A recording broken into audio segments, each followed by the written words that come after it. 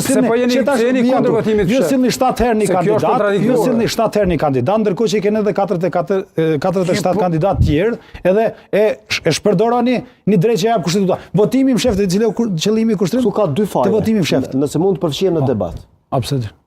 Këtu ka dy faje. Një që shumica është duke insistuar në një kandidat që nuk merr vota. Jo, sot nuk është, shikoni. Shembull. Po pse a keni menduar ta ndroni? Ta ndroni kandidaturën?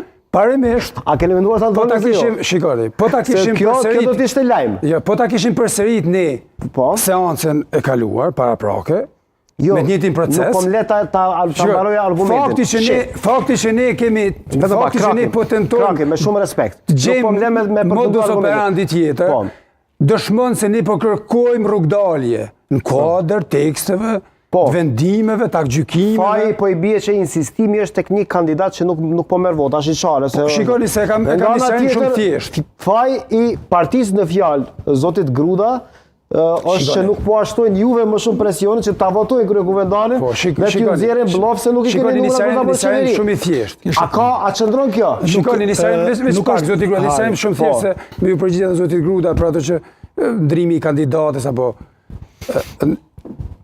neni cilit ju referut ju, neni 67, konstituimi i kuvendit, neni 67 i kushtetutës, nuk parashet, do të thonë, dëshira e një partije përballë, apo disa deputetëve përballë, që të konkretizohet me mundësi implikimi, ingjerence të fituesi, nuk është kategori kjo.